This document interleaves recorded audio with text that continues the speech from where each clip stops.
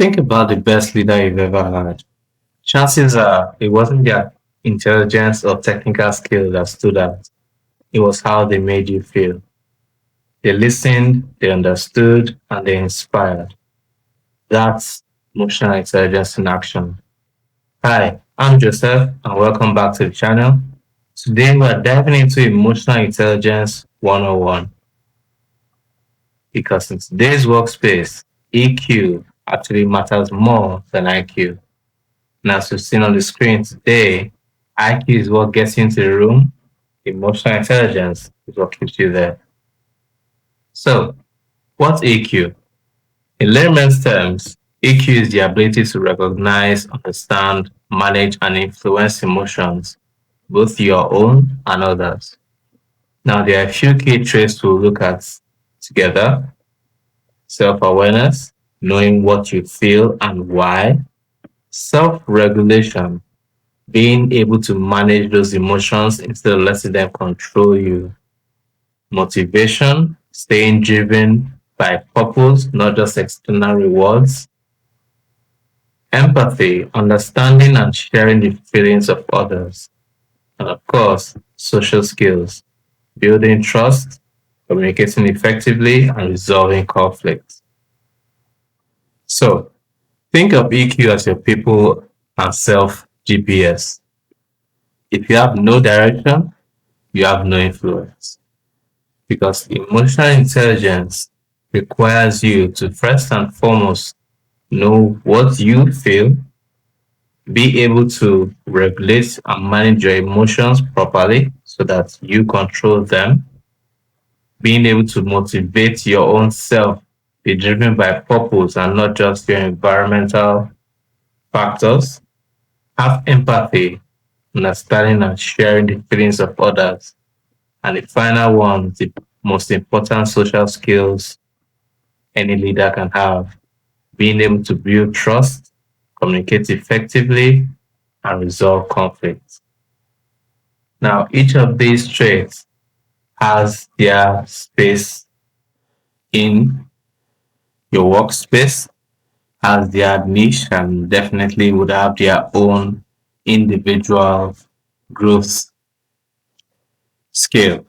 So, for more details on that, you can leave your questions in the comments. I'll be more than happy to explain further than just this quick video.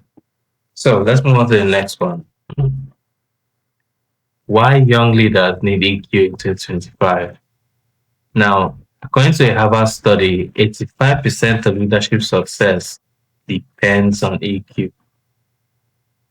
85% of it. In today's work culture, technical skills can get you in the door, but emotional intelligence is what will keep you there. It's what will help you grow and develop and lead properly. Because in today's workspace, we value authenticity, we value people being real about just having authority. You can't just walk into a space now and say, oh, I'm the boss, and everybody has to listen to me. Nobody's going to listen to you.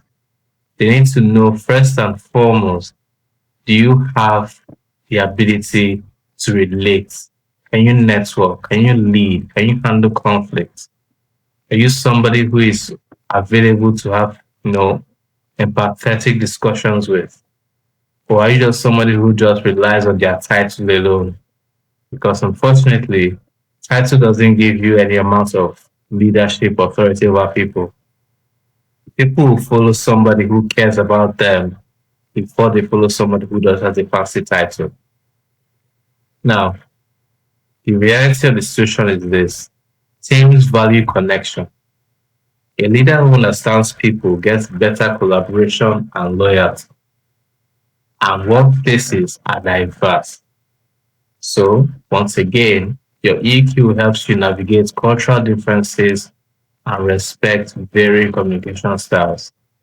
Because in order to be a leader in a team, you have different personalities in your team, different people from different backgrounds, from different cultures, from different customs. And being able to navigate all of that will rely solely on your emotional intelligence. Now, you don't need gray hairs to lead. This is the next point we're going to be looking at because there's the temptation to believe that, oh, you need to be a certain age in order to be an effective leader. You need to have a certain wealth of experience in order to be an effective leader. But the reality of it is this: if a professor teaches one single topic for the next 20 years, he doesn't have 20 years experience in that topic because he has been doing the same thing for 20 years. Meanwhile, somebody who comes in to say, well, I just started, but I'm always learning, I'm always growing, I'm always willing to share experiences. Those people are more able to lead effectively, are more able to say, oh, I have this wealth of experience, rather than someone who just says, you follow what I say because I have gray hairs on my head, or the parents over the child saying, well, this is what it is, end of discussion. End of discussion doesn't work in a workspace. So you need to be able to know, how do you manage yourself? How do you manage people? And how can you lead effectively? So we'll look at some pillars. The first pillar we'll look at is self-awareness. Now, when it comes to self-awareness, in the previous video, we have looked at emotional triggers. You need to know how your emotional triggers works and how can you manage your emotional response. Because you need to understand how you navigate this they're very quick, very quick. Something happens, you get triggered and then you just react. Those kinds of people are not very good leaders because they don't understand how they really feel or what makes them feel that particular way, which is why the first pillar is so important. You need to understand how do you react to so and so situations. Can you track it? Like we have a mini tools there, we have a mood journaling where you detail in a journal or a diary the things that you react the most to, the things that get you that reacting in anger, reacting in happiness, reacting in sadness, whatever the cases may be, and then you track what those triggers are. Perhaps you are triggered by somebody saying a certain sentence to you, and that immediately causes you to react badly. You need to understand why you react that way, and then so you can track it better and understand what's going on inside of you. Now, next point we'll be looking at is managing emotions under pressure. I'm going to list a few things here as shown on the screen. Public speaking, criticism, being ghosted or misunderstood at work. If you have ever experienced any of these three things, you will understand what we mean by managing your emotions under pressure. Very few people like public speaking. It always gives anxiety. It always gives the pressure of, I hope I don't say the wrong thing. And if you get in your head about it, you will then discover that you do it poorly, you are anxious, you are nervous, you are sweating, you are speaking very loudly, or you are speaking very slowly, or you don't really know how to relate to the individual. I say, as I'm talking on a YouTube video. So that's one aspect of it. As a leader, you need to understand how you manage your public speaking so you can be relaxed, you can be calm, you can express your ideas in a way that showcases not just the amount of thoughts that went into the ideas, but also the care and detail you have for your listeners. And of course, how do you feel when somebody tells you, I didn't like the thing you shared, or they criticize something you did? You need to be able to understand how to separate yourself from the action, separate yourself from the critics because it has to be first and foremost, this person is not making a personal attack against you. And of course, the next one is being misunderstood or ghosted at work. If you've ever experienced that, it's a terrible thing. In this picture here, we have a guy surfing. For those of us who might have undergone some experience surfing, you understand that regulating emotions is not about fighting the wave. You can't fight the wave. It's there. It exists. Your job is to just ride it. It's to ride out the wave, understand it, know how to navigate it, and not argue or battle against it.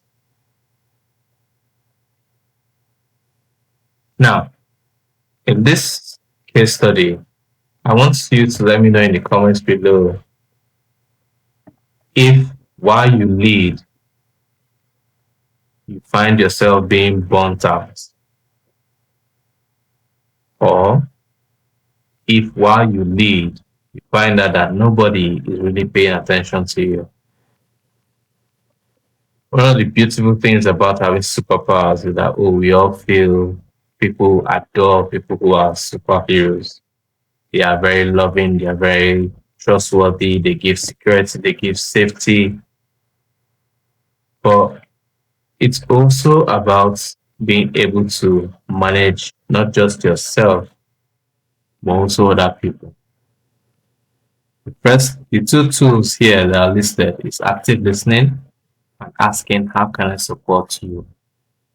Because you need to have empathy as a leader. It's critically important you have empathy as a leader.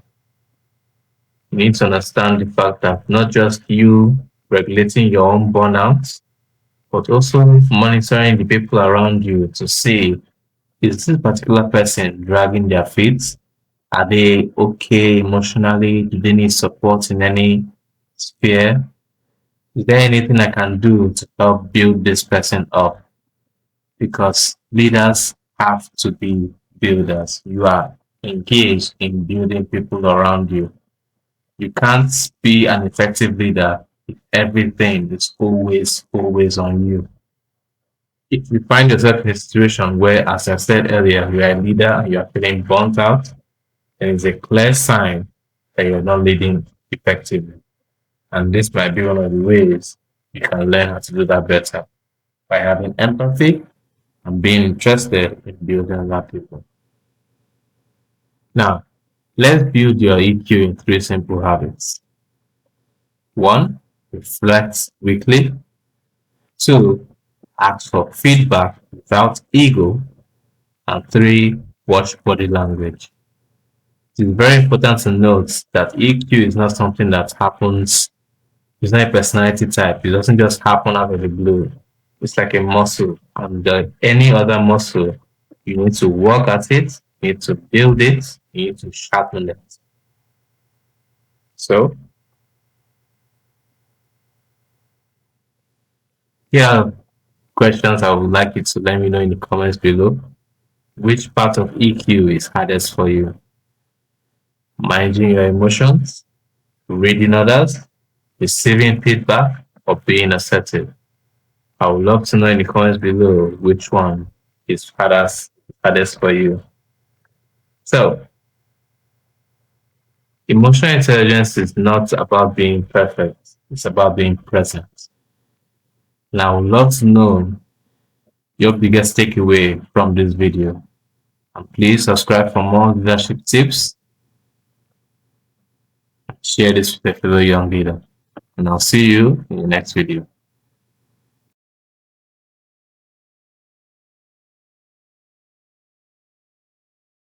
Okay, let's go.